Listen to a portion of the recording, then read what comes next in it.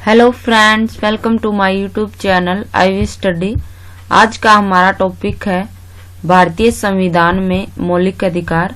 मौलिक अधिकारों के बारे में डिस्कस करने वाले हैं। सबसे पहले हम देखते हैं अधिकार। अधिकार किसे कहते हैं? अधिकार सामाजिक जीवन की वे परिस्थितियां हैं जिनके बिना कोई भी मनुष्य अपना विकास नहीं कर सकता। सभी मनुष्यों को कोई न कोई अधिकार है, वो दिया हुआ होता है। अधिकारों के बिना कोई भी मनुष्य अपना विकास नहीं कर सकता, कोई भी मनुष्य वो आगे नहीं बढ़ सकता। अधिकार वे हक हैं जो एक आम आदमी को जीवन जीने के लिए चाहिए और जिसकी वो मांग करता है। कानून द्वारा प्रदत्त सुविधाएं अधिकारों की रक्षा करती हैं। अधिकार दिए गए हैं और कानून बना करके कुछ सुविधाएं दी गई है जिससे जो अधिकार दिए गए हैं उनकी रक्षा होती है। आगे है अधिकारों का घोषणा पत्र। घोषणा पत्र या फिर मैग्ना कार्टा। अधिकतर लोकतांत्रिक देशों में नागरिकों के अधिकारों को संविधान में सूचीबद्ध कर दिया जाता है। जहां पर लिखित संविधान है, लोकतांत्रिक देश है, डेमोक्रेसी को अपनाया हुआ है, जिस देश ने ऐसे देशों में जो नागरिकों के अधिकार है उनको एक संविधान में सूचीबद्ध कर दिया जाता है और जो सूची होती है ऐसी सूची को अधिकारों का घोषणा पत्र कहते हैं। जो सूची होती है उसी को घोषणा पत्र कहते हैं, जिसकी मांग 1928 ईस्वी में नेहरू जी ने उठाई थी। भारत में जो अधिकारों के घोषणा पत्र की मांग है वो किसने उठाई थी? सन 1928 में जवाहरलाल नेहरू ने। आगे है मौलिक अधिकार। मौलिक अधिकार क्या होते हैं? वे अधिकार जो संविधान में सूचीबद्ध किए गए हैं और जिनको लागू करने के लिए विशेष प्रावधान किए गए हैं और इसकी गारंटी और सुरक्षा स्वयं संविधान करता है। जो अधिकार दिए गए हैं उनकी सुरक्षा कौन करता है? संविधान करता है और वे संविधान में है वो सूचीबद्ध कर दिए गए हैं। इन अधिकारों में परिवर्तन करने के लिए संविधान में संशोधन करना पड़ता है। जो अगर अधिकारों में कोई चेंज करना पड़े तो संविधान में संशोधन के द्वारा है वो परिवर्तन किया जा सकता है। सरकार का कोई भी अंग मौलिक अधिकारों के विरुद्ध कोई कार्य नहीं कर सकता। यानी सरकार के 3 अंग होते हैं, विधायिका, कार्यपालिका और न्यायपालिका। इनमें से कोई भी जो मौलिक अधिकारों के विरुद्ध काम नहीं कर सकता है। आगे है मौलिक अधिकारों की प्रेरणा। भारत ने अमेरिका के संविधान से ली है। यानी जो मौलिक अधिकार है हमने कहाँ से अडॉप्ट किए हैं, कहाँ से उनकी प्रेरणा ली है? अमेरिका के संविधान से उनकी प्रेरणा ली है। संविधान के भाग 3 के अनुच्छेद 12 से 35 तक मौलिक अधिकारों का विवरण या उल्लेख है। संविधान के भाग 3 से अनुच्छेद 12 से 35 तक मौलिक अधिकार है वो दिए हुए हैं। आगे है मौलिक अधिकारों के प्रकार। मौलिक अधिकार है वो कितने प्रकार के होते हैं ये हम देख लेते हैं। समता का अधिकार या समानता का अधिकार। सबसे पहले कौन सा अधिकार है? समता का अधिकार, यानी सभी को समानता का अधिकार दे दिया गया है। उसके बाद है स्वतंत्रता का अधिकार। इसके बाद सभी को स्वतंत्र कर दिया गया है। आगे है शोषण के विरुद्ध अधिकार। समानता भी दे दी, स्वतंत्रता भी दे दी। अब स्वतंत्र व्यक्ति का कोई शोषण न कर ले, इससे आगे है वो शोषण के विरुद्ध अधिकार है वो दे दिया गया है। आगे है धर्म की स्वतंत्रता का अधिकार। धर्म के मामले में सभी व्यक्ति स्वतंत्र है। कोई भी व्यक्ति किसी भी धर्म को है वो अपना सकता है। संस्कृति और शिक्षा संबंधी अधिकार है वो नंबर 5 पर आते हैं। और संवैधानिक उपचारों का अधिकार। संवैधानिक उपचारों का अधिकार में क्या होता है कि जो हमें मौलिक अधिकार दिए गए हैं अगर उनका हनन होता है तो हम सुप्रीम कोर्ट में जा सकते हैं, उनका उपचार करवा सकते हैं। जो हमें मौलिक अधिकार दिए गए हैं उनका। आगे है अब संपत्ति के अधिकार, जो संपत्ति के अधिकार है, इसको 1978 में 44वें संशोधन द्वारा संविधान के भाग 3 अनुच्छेद 31 से हटा दिया गया है। यानी स्टार्टिंग में है वो संपत्ति का अधिकार है, वो भी एक मौलिक अधिकार था, अब इसको हटा दिया गया है, अनुच्छेद 31 से वो हटा दिया गया है। कौन से संशोधन में? 44वें संशोधन में हटा दिया गया है। और वर्तमान में अनुच्छेद 301 के तहत संपत्ति का अधिकार है वो एक विधिक अधिकार के रूप में व्यवस्थापित है, विधिक अधिकार के रूप में है। अब इसको हटा दिया गया है अनुच्छेद 31 से और इसको कहाँ रख दिया गया है? 300A में रख दिया गया है। ये वेरी इंपॉर्टेंट है कि संपत्ति का अधिकार, ये भी आ जाता है कि संपत्ति का अधिकार है मौलिक अधिकार है या नहीं है। अब नहीं है मौलिक अधिकार, ये एक विधिक अधिकार बन चुका है। सबसे पहले हम देखते हैं समता का अधिकार या फिर समानता का अधिकार। अनुच्छेद 14 से 18 तक है वो दिया हुआ है। अनुच्छेद 14, कानून के सामने सभी व्यक्ति समान हैं। ये देखिए, हमारे हाथ में 5 उंगलियां होती हैं।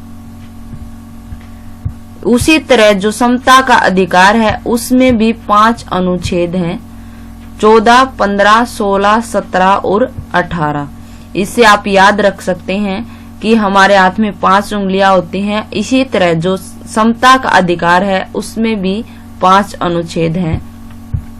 अनुच्छेद 14 में क्या कहा गया है? कानून के सामने सभी व्यक्ति समान हैं। यानी कानून जो है उसके सभी व्यक्ति समान हैं, किसी के साथ कोई भी भेदभाव नहीं किया जाएगा। अनुच्छेद 15 में सरकार धर्म, जाति, लिंग, जन्म स्थान के आधार पर भेदभाव मुक्त समाज की स्थापना करेगी। यानी किसी के साथ धर्म के आधार पर, जाति के आधार पर, लिंग के आधार पर, जन्म के आधार पर और स्थान के आधार पर कोई भेदभाव नहीं किया जाएगा, सभी व्यक्तियों को समान समझा जाएगा। आगे है अनुच्छेद 16, सार्वजनिक नियुक्तियों में अवसर की समानता। यानी जो सरकारी नौकरियां होंगी उनमें सभी को है समान अपॉर्चुनिटी दी जाएगी, सभी को मौका दिया जाएगा, यानी अवसर की समानता सभी को दी जाएगी। आगे है अनुच्छेद 17, समाज से छुआछूत की समाप्ति, अस्पृश्यता का अंत है वो किसमें बात की गई है? अनुच्छेद 17 में इसकी बात की गई है। आगे है अनुच्छेद 18, सैनिक व शैक्षिक उपाधियों के अलावा उपाधियों पर रोक। यानी सेना में और शिक्षा में उपाधियां दी जाएंगी, इसके अलावा कोई भी उपाधियां है वो नहीं दी जाएंगी, सभी उपाधियों का अंत कर दिया गया है। सिर्फ सैनिक और शिक्षा की उपाधियों को छोड़ करके सभी उपाधियों का अंत कर दिया गया है। आजादी से पहले क्या होता था कि जो ब्रिटिश लोग थे, अंग्रेज लोग थे, वे उपाधियां दे करके है वो समाज में एक भेदभाव उत्पन्न कर देते थे। या आगे है स्वतंत्रता का अधिकार। अनुच्छेद 19 से 22 तक है वो स्वतंत्रता का अधिकार है दिया गया है। जैसे इसमें दिया हुआ है फ्री का मतलब क्या होता है? स्वतंत्र। इसमें 4 वर्ड दिए हुए FREE। तो इसी तरह जो स्वतंत्रता का अधिकार है उसमें भी 4 अनुच्छेद है, अनुच्छेद 19, 20, 21 और 22। इससे आप याद रख सकते हैं जो स्वतंत्रता का अधिकार है उसमें कितने अनुच्छेद हैं? 4 अनुच्छेद हैं। सबसे पहले हम देखेंगे अनुच्छेद 19, स्वतंत्रता भाषण एवं अभिव्यक्ति। सबसे पहले किसकी स्वतंत्रता दी गई? भाषण देने की, अभिव्यक्ति अपने विचार है वो प्रकट करने की स्वतंत्रता दी गई। अभिव्यक्ति का मतलब यही होता है कि विचार प्रकट करने की स्वतंत्रता, संघ बनाने की स्वतंत्रता, सभा करने की स्वतंत्रता, भारत भर में भ्रमण करने की स्वतंत्रता। यानी व्यक्ति है वो भारत में कहीं भी है वो घूम फिर सकता है, भ्रमण कर सकता है, उस पर कोई रोक टोक नहीं है। भारत के किसी भाग में बसने और स्वतंत्रता पूर्वक कोई भी व्यवसाय करने की स्वतंत्रता, यानी वो किसी भी भारत के किसी भी भाग में वह रह सकता है और अपना कोई भी व्यवसाय है, कोई भी कार्य है वो कर सकता है। उसको पूरी तरह स्वतंत्र है वो कर दिया गया है। ये सभी आपको याद रखने हैं। सबसे पहले भाषण और अभिव्यक्ति की स्वतंत्रता, उसके बाद संघ बनाने की, उसके बाद सभा करने की, भारत में भ्रमण करने की स्वतंत्रता, किसी भी भाग में बसने की और स्वतंत्रता पूर्वक कोई भी व्यवसाय अपनी इच्छा अनुसार है कोई भी व्यवसाय करने की स्वतंत्रता दी गई है। अनुच्छेद 19 में ये सभी बातें हैं वो दी गई हैं। अनुच्छेद 20, कोई भी व्यक्ति प्रचलित कानूनों का उल्लंघन करने पर दंडित किया जा सकता है, परंतु अपराध के लिए सिर्फ एक बार दंडित किया जाएगा, बार बार नहीं।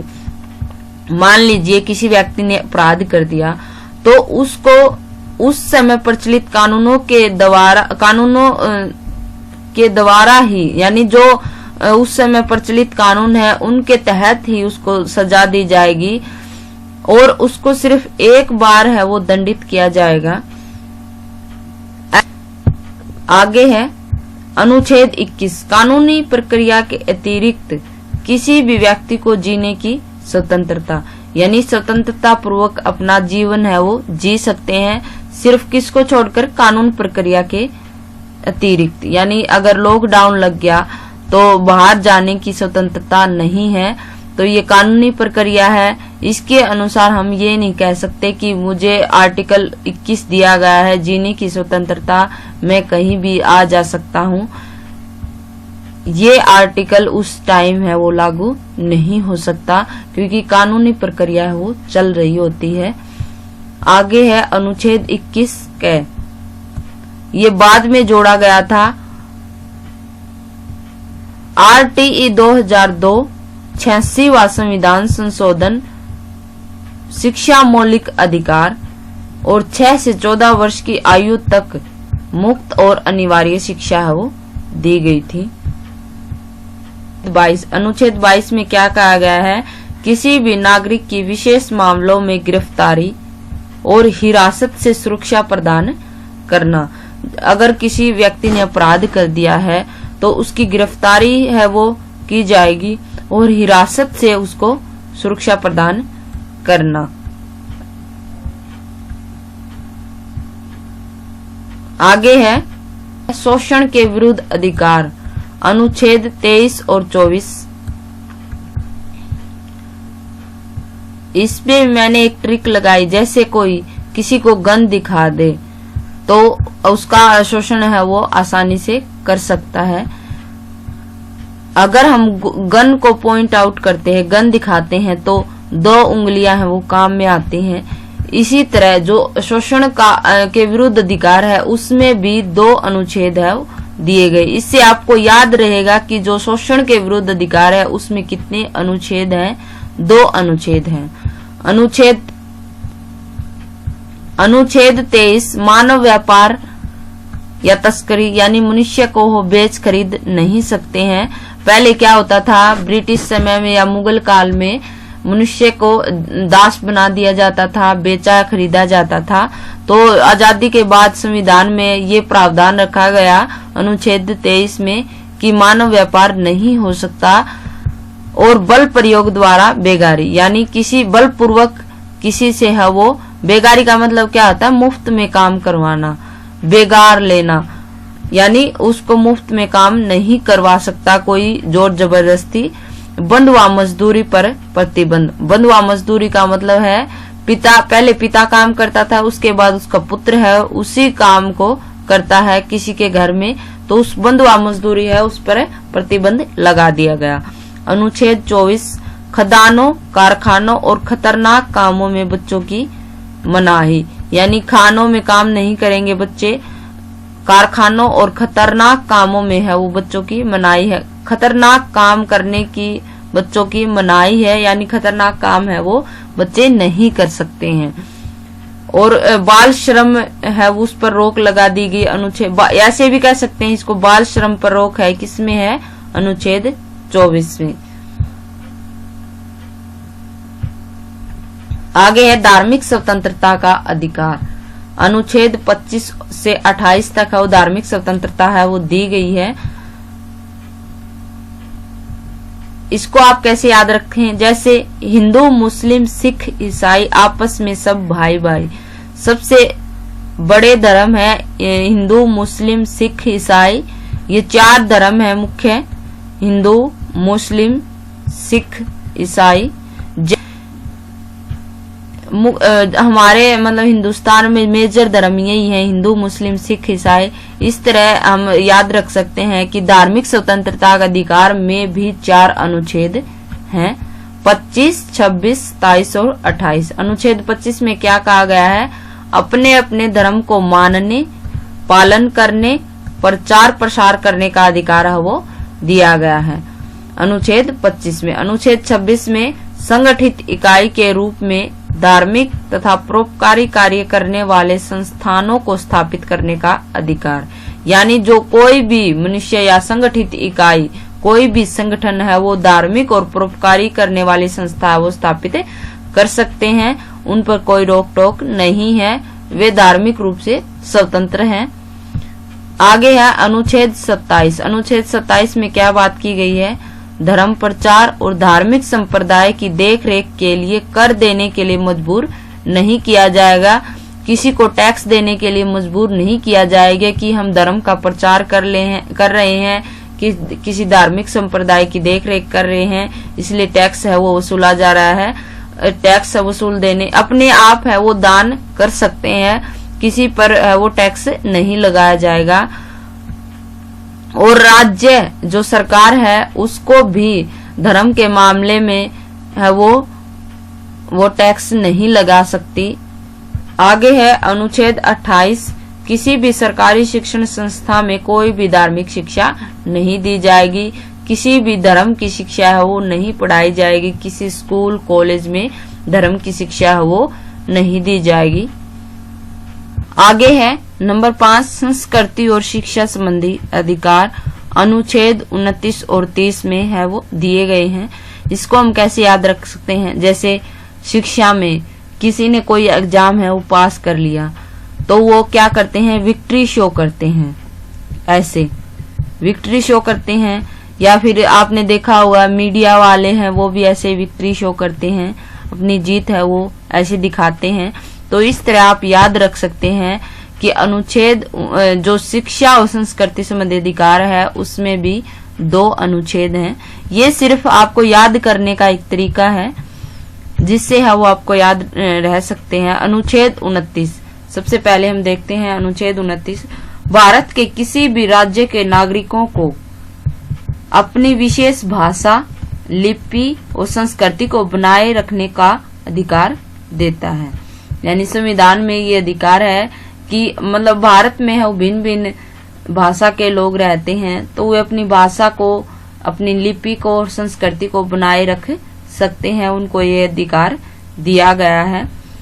आगे है अनुच्छेद 30। अनुच्छेद 30 में क्या बात की गई है, इसके अंतर्गत भाषा तथा धार्मिक अल्पसंख्यकों को शिक्षा संस्थाओं की स्थापना करने और उनके प्रशासन को चलाने का अधिकार प्रदान करता है। जो अल्पसंख्यक है, धार्मिक अल्पसंख्यकों को शिक्षा संस्थाओं की स्थापना, वे अपनी मतलब स्कूल कॉलेज है वो खोल सकते हैं, उनका प्रशासन है वो चला सकते हैं। ये किस आर्टिकल के तहत, अनुच्छेद 30 के तहत है वो ये कार्य कर सकते हैं। आगे है नंबर 6 है वो संवैधानिक उपचारों का अधिकार।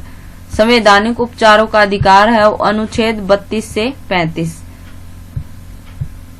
अनुच्छेद 32 में क्या कहा गया है, जो मूल अधिकार है उनका हनन होने पर सुप्रीम कोर्ट जाने का अधिकार है वो अनुच्छेद 32 में है। ये राइट दिया गया है, अगर हमारे जो मूल अधिकार है उनका हनन होता है, उनमें किसी भी प्रकार की कमी होती है, हम सुप्रीम कोर्ट जा सकते हैं। संविधान के जनक डॉक्टर भीमराव अंबेडकर ने इस अधिकार को संविधान का हृदय और आत्मा की संज्ञा दी है। ये क्वेश्चन है वो बार बार पूछा जाता है, ये वेरी इंपॉर्टेंट है कि संविधान का हृदय और आत्मा है वो किसने कहा है। डॉक्टर भीमराव अंबेडकर ने और किस आर्टिकल को कहा है? अनुच्छेद 32 को। आगे है अनुच्छेद 33, संसद की शक्ति, यानी संसद के पास, इसका मतलब क्या हुआ कि जो संसद को है वो पावर दी गई है। जैसे यदि कोई खुफिया एजेंसी का व्यक्ति पब्लिकली आकर के जो सारी जानकारी है वो पब्लिक में दे दे, तो संसद को ये अधिकार है कि वे उस पर रोक लगाए या उसको सजा दे, उसके खिलाफ है वो कानून बना सकते हैं। क्योंकि अनुच्छेद 34, संसद कानून बनाकर क्षतिपूर्ति कर सकता है। इसका क्या मतलब हुआ कि जैसे कहीं पर कर्फ्यू लगा हुआ है तो कुछ समय के लिए उनके अधिकारों का कमी हो रही है उनके अधिकारों में, तो बाद में संसद है वो कानून बना करके जो उनका नुकसान हुआ है उसकी भरपाई कर सकती है, क्षतिपूर्ति है वो कर सकती है।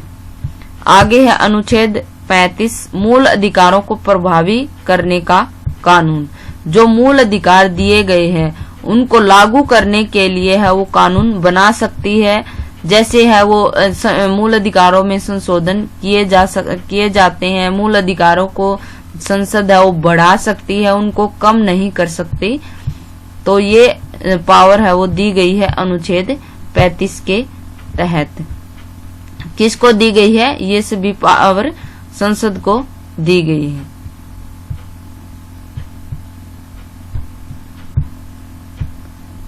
Thanks for watching and video अच्छी लगी है तो please like share and subscribe कर दिए।